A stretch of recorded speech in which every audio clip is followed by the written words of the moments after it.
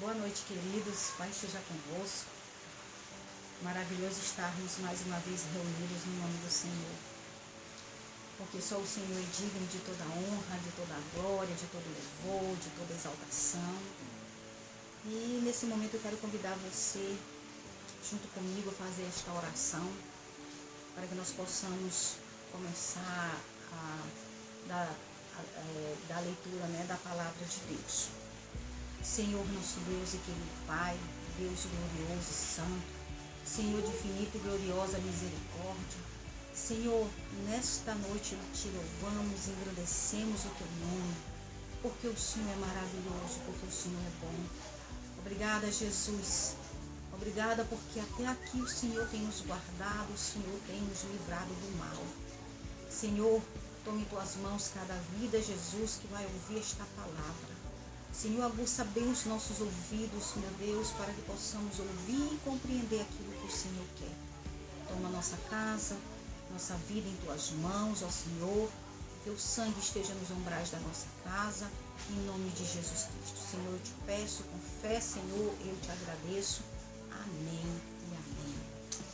Glória a Deus. Aleluia. Queridos, eu quero convidar você a abrir a sua Bíblia lá no livro de 1 Crônicas, capítulo 1, versículo 27. Que diz o seguinte, vamos ler o 1 do 24 até o 27, tá bom? A descendência de Sem, Arfaxade, Salá, Heber, Peleg, Reu, Serug, Naó, Terá e Abrão, que é Abraão. Amém? Quero conversar com você nessa noite a respeito de um tema muito importante para a nossa vida, principalmente nos dias de hoje, e eu até digo que é um tema importante para a nossa vida, em todos os dias da nossa vida existente aqui na Terra. E esse tema é: faça as coisas do jeito de Deus. É interessante como nós, humanamente falando, às vezes fazemos muitas coisas do nosso jeito. Aquilo que a gente acha, que a gente vê, que a gente pensa que vai dar certo, e a gente aposta que vai dar certo. Ou seja, as coisas do nosso jeito. E eu quero falar com você que, como crente que nós somos, ouvinte também, que você está ouvindo a palavra de Deus, nós precisamos lembrar de nossa herança em Deus. Nós sabemos que nós temos uma herança. Nós sabemos que nós não somos pessoas que fomos deixados, que viemos a essa terra e simplesmente estamos nessa terra à toa, não é verdade? Nós temos uma herança em Deus. Então, aqui em 1 Crônicas, que supostamente o autor de 1 Crônicas é Esdras, a Bíblia diz que nos dá uma lista de famílias entre o povo de Deus. E ao fazer essa lista, o que nós podemos ver? Nós podemos lembrar e honrar o legado da fé em nossa própria vida. Glória a Jesus. Devemos entender que somos muito importantes nessa terra. Por quê? Porque Deus deixou para nós uma herança maravilhosa. Uma herança que veio lá do nosso pai Abraão até chegar os dias de hoje. Uma herança boa, promessas valiosas, promessas que o diabo não tem poder de tirar da nossa vida, da nossa mão. Por quê? Porque foi consolidada através do sangue do nosso Senhor Jesus Cristo. Então, essa passagem aqui de 1 Crônicas, capítulo 1, versículo 27, menciona o homem de Deus chamado Abrão. E Gênesis capítulo 12, nos recorda e nos ensina que Deus chamou Abrão para deixar sua família, ou seja, toda a sua parentela, deixar a família dele lá para trás e ir para uma terra o qual ele não conhecia, não sabia onde é que era, não sabia quem vivia lá, não sabia como é que era, mas ele sabia sim que ele teria que obedecer à voz de Deus. A Bíblia diz que Deus chamou Abrão para deixar sua família, sua casa e tudo que lhe era familiar e ir para um lugar que Deus lhe mostraria.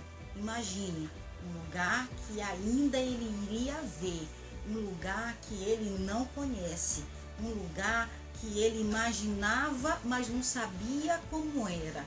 É como o céu, a gente imagina como é que é a glória de Deus, a gente imagina que a glória de Deus é linda, que o céu é maravilhoso, porque com certeza a gente pensa que é, só que nós ainda não vimos, mas nós temos uma promessa.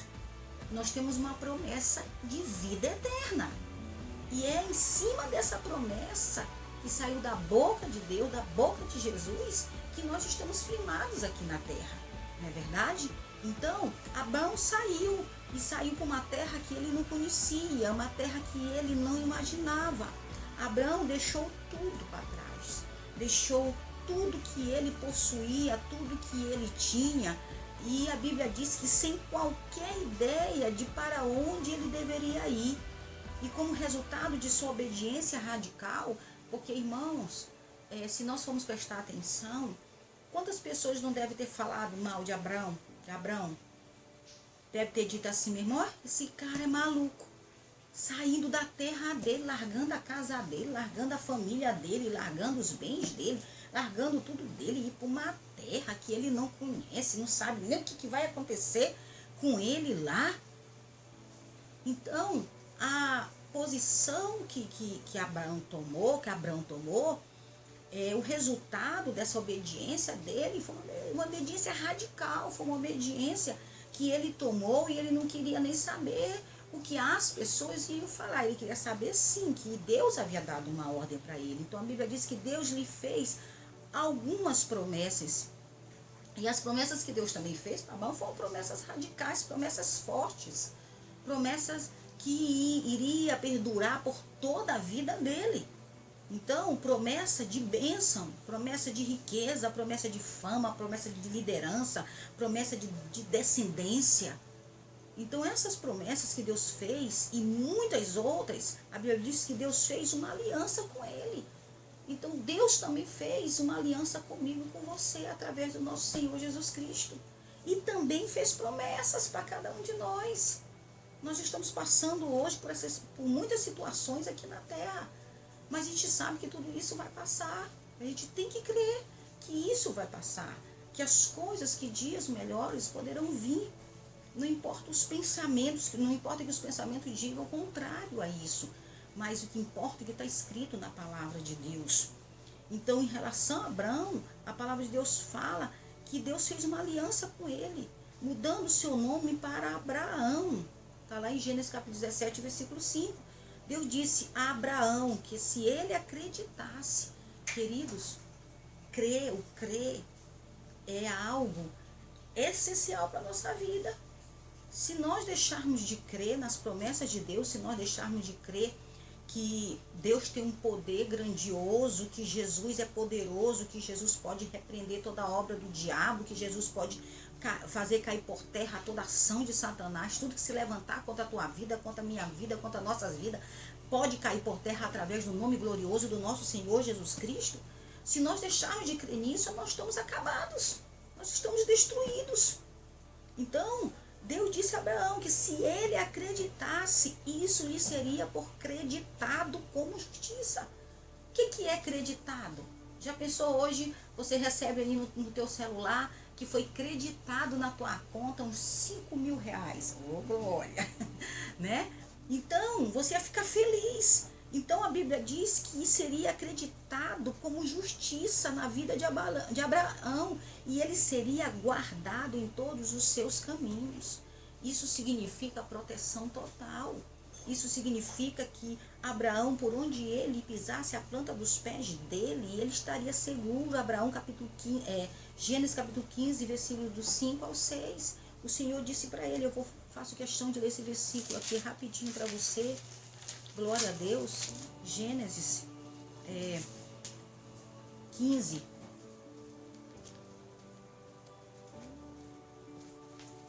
Gênesis capítulo 15, versículo 5 ao 6, que diz o seguinte, Bíblia diz assim: você, porém, irá em paz a seus antepassados e será sepultado em boa velhice. Na quarta geração, os seus descendentes voltarão para cá, porque a maldade dos amorreus ainda não atingiu a medida completa. A Bíblia diz: você, porém, irá em paz a seus antepassados e será sepultado em boa velhice. Ou seja, Abraão tinha uma garantia de que ele ia morrer bem velhinho. Bem velhinho. E durante todo o tempo que ele passasse sobre a terra, que ele vivesse na terra, Deus estaria aguardando os caminhos dele. Então, Abraão, a Bíblia diz que Abraão creu em Deus. Isso é tudo que eu e você devemos fazer nessa terra. Crer em Deus. Isso é tudo que Deus pede para mim, para você, para todos nós. Que nós não venhamos a deixar de crer nele, de crer nas promessas dele, de crer no Senhor Jesus Cristo, de crer naquilo que Jesus prometeu. Jesus prometeu que ia para o céu, mas que ele também ia voltar. Então, se ele prometeu isso, não tem como eu duvidar, não tem como você duvidar. E a promessa dele vai se cumprir em nossas vidas, então nós temos que crer. Então, você que está aí ouvindo aí essa mensagem, se você estiver do lado de alguém aí dentro da tua casa, diga para o teu irmão, diga para essa pessoa: creia que Jesus vai voltar, creia que as promessas de Deus irão cumprir na tua vida.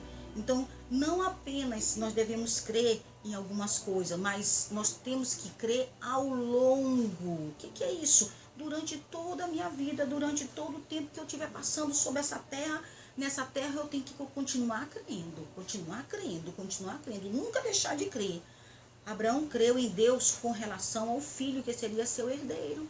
Ele creu, ele não teve dúvida, ele precisou acreditar ao longo, né? Ele viu o filho dele nascer, viu o filho dele crescer, tá? E Deus disse: olha, acredita ao longo da tua vida, porque eu vou cumprir as promessas na tua vida. Então a Bíblia diz o seguinte, que ao longo de circunstâncias que perduraram até que ele visse o filho prometido. O que nós entendemos com isso? Nós podemos dizer, queridos, que esses anos de espera de Abraão foram os anos de silêncio de Abraão, durante os quais ele creu em Deus. Embora não houvesse, ele disse, nenhuma evidência externa para ele ou para qualquer pessoa de que Deus realmente havia falado com ele. Muitas pessoas podem não ter visto Deus a falar com Abraão, mas Deus falou com Abraão e ele precisou crer. Então, durante todos os anos silenciosos de espera, Abraão tomou atitudes que não foram inspiradas, que não foram inspiradas por Deus quando seguiu o conselho de sua mulher e tomou sua escrava para ser sua segunda esposa. Então, tem situações na nossa vida que a gente pensa que foi algo que veio da parte de Deus, mas não é da parte de Deus. A gente tem que saber discernir o que é de Deus e o que não é de Deus para não tomar decisões erradas na nossa vida. Abraão tomou uma decisão errada, que foi escolher uma segunda esposa. A Bíblia diz que o nome de Abraão tem um significado profético, que é pai de multidões, porque Deus estava planejando torná-lo pai de muitas nações. Deus tem um plano para a sua vida, assim como tinha na vida de Abraão, planos, e a Bíblia diz que os planos de Deus não são frustrados. Ninguém consegue impedir a ação de Deus. Ninguém consegue frustrar o plano de Deus. Porque o plano de Deus está na mente de Deus. Satanás não sabe do plano de Deus. E quando Deus executa o plano dele na nossa vida, o diabo não tem como impedir. Porque foi Deus que fez. Porque veio da mente de Deus para as nossas vidas. Eu creio dessa forma. Eu creio assim, porque a palavra de Deus fala também. Mas pelo fato de Abraão e sua esposa Sara terem se cansado de esperar pela promessa de Deus, eles tentaram resolver as coisas por si mesmos. Resolver as coisas por si mesmo. Quantas coisas a gente não resolve por si mesmo? Lembra que eu falei no início? Quantas coisas a gente não tem resolvido sem perguntar para Deus? Sem perguntar se essa é a vontade de Deus, se é isso que Deus quer para a minha vida, se é isso que eu tenho que fazer? Quantas vezes eu deixo de fazer as coisas para Deus? E isso tem entristecido também o coração de Deus. Então eles não perguntaram. A Bíblia diz que a escrava de Sara, deu à luz um menino chamado Ismael, filho de Abraão. Embora Abraão amasse Ismael, ele não era o filho da promessa. Não era o filho da promessa. Jesus é o filho da promessa. Deus prometeu enviar um filho dele e ele cumpriu. Prometeu através dos seus profetas e ele cumpriu a parte dele. Agora, o que Deus está esperando de mim e de você? Que nós venhamos cumprir a nossa parte. Venhamos cumprir de forma que a única coisa que Deus pede é que nós venhamos continuar crendo que Jesus é o único suficiente Salvador, que ele disse que ele disse que ele ia, foi para o céu e ele falou que vai voltar e ele vai voltar. Então, no final, a palavra de Deus fala que ele trouxe esse filho trouxe prometido, trouxe grande dor ao seu pai, muitas dificuldades para a vida dele. Então, queridos, há momentos em nossa vida, como na vida de Abraão, em que Deus simplesmente deixa que nós sigamos o nosso próprio caminho. Porque a gente teima tanto e achamos tanto que estamos certos, que damos, com licença da palavra, damos com os burros na água. A gente vem a se dar muito mal, porque tomamos posições e decisões que não foi do agrado de Deus, que não foi da vontade de Deus. Então, o Senhor permite que nós sigamos o nosso próprio caminho para que nós possamos aprender por experiência própria que do nosso jeito não funciona. Diz para o teu irmão aí do teu lado, para essa pessoa do teu lado, do teu jeito não funciona, só funciona do jeito de Deus. Então você tem que fazer as coisas do jeito de Deus, da maneira que Deus quer para a tua vida. E isso que nós fazemos, que durante os anos da nossa vida, às vezes nós venhamos a sofrer, isso causa em nós confusão na nossa mente, frustrações. Mas finalmente, queridos, finalmente, quando nós emergimos, quando nós acordamos, quando nós abrimos os nossos olhos e vemos as lutas e observamos que para vencer essas batalhas, essas lutas, nós temos que ter Jesus na nossa frente, que é o nosso general de guerra. Essas lutas, elas vêm causar em nossas vidas, às vezes, sofrimento. Mas quando nós reconhecemos que Jesus é o guerreiro imbatível e que ele está na nossa frente, que nós corremos ao encontro dele para que ele possa nos ajudar a resolver todas as situações difíceis, sabe o que acontece? A nossa vida começa a ser transformada, a ser modificada. Nós começamos a ficar prontos para fazer as coisas do jeito de Deus, não é verdade?